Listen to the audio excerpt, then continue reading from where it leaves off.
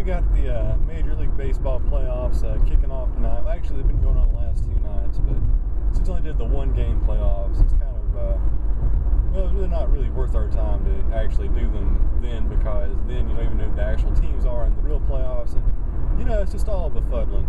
But anyway, we know that 8 teams are participating in the proper playoffs, and, you know, I gotta admit, I'm not the biggest baseball fan. You know, the big 4 American sports, it's definitely the one that I have the least interest and regular viewership of. But this year it looks pretty interesting. Got a lot of teams that haven't been in there in ages. A lot of drama, some really good pitching. Looks to be very offensive oriented. So you never know. Could be quite the stellar postseason here. All right, let's start over in the American League. We've got top seed Kansas City. They're hosting the Houston Astros. I almost called them the Texans, wrong sport. And Astros will beat the Yankees because CC Sabathia is in rehab. What are the odds of that? You know, Kansas City playing really good ball. Looked at their stats earlier. They're definitely probably the best defensive unit right now, probably in the American League. But you know, the Astros are playing really hot right now. I always kind of like to give the advantage to the team who just makes them the playoffs. They've had a scrap. You know, they've been playing a very consistent, high-quality ball under pressure to beat the Yankees. So I think that momentum is going to carry them through, and they actually win this one. Big upset, taking the Astros in 5 games. Then we got the Blue Jays taking on the Texas Rangers. It should be another interesting little showcase. Obviously, the Blue Jays are an offensive juggernaut. Their point differential is like 100 home runs higher than the next team in the AL. And this playing really good ball. The pitching is very, very solid. Really great home field advantage. It's hard for teams to score up there in the Sky Dome.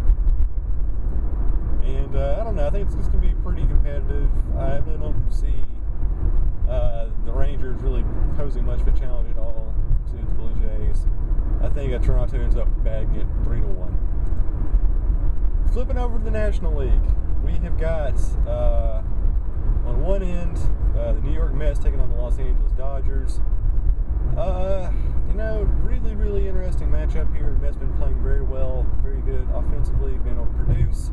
But the Dodgers, you know, they got Kershaw, they got really, really good pitching, but they're kind of like, you know, the old school Braves. The fact that, you know, they can win games, but as the postseason begins, start to collapse.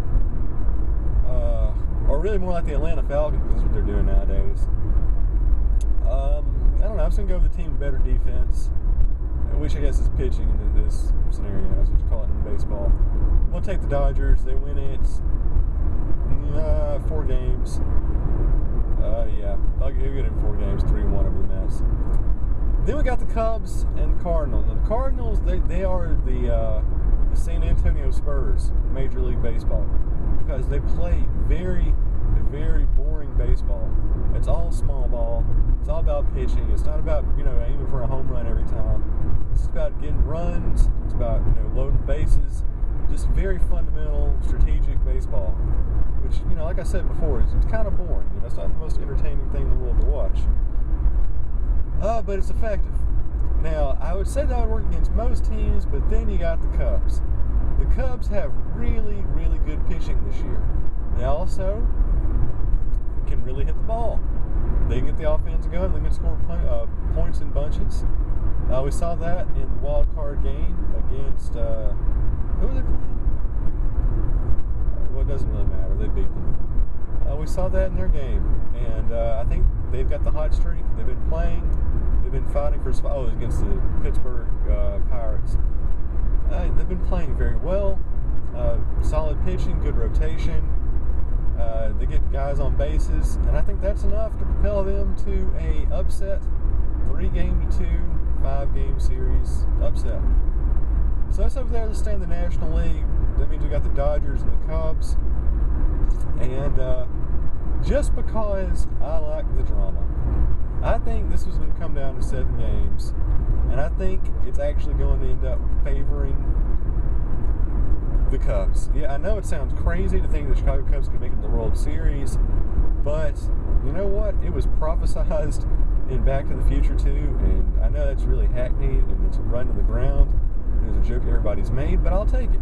And I also take it because the Dodgers really have a really bad bad habit of finding a way to collapse, when the games really matter. I'm not really sure their bullpen has that consistency. They can be that good frequently over the course of 7 games, or really, 12 games when you factor in, the wild card games. So I'm going to take the Cubs in 7 to make it the National League Championship and World Series.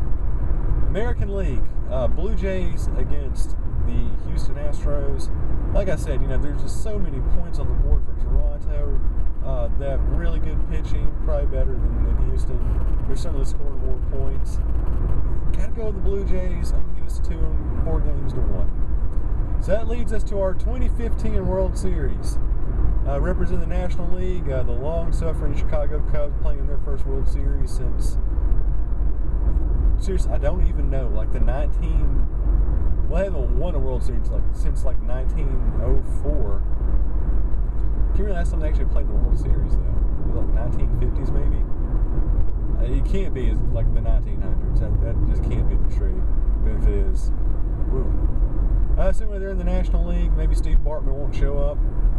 And taking on the Toronto Blue Jays, and I think it's going to be a very, very exciting series, probably reminiscent of the Minnesota Twins, Atlanta Braves series from '91. Lots of points scored, some defensive struggles, a good potpourri of all kinds of baseball.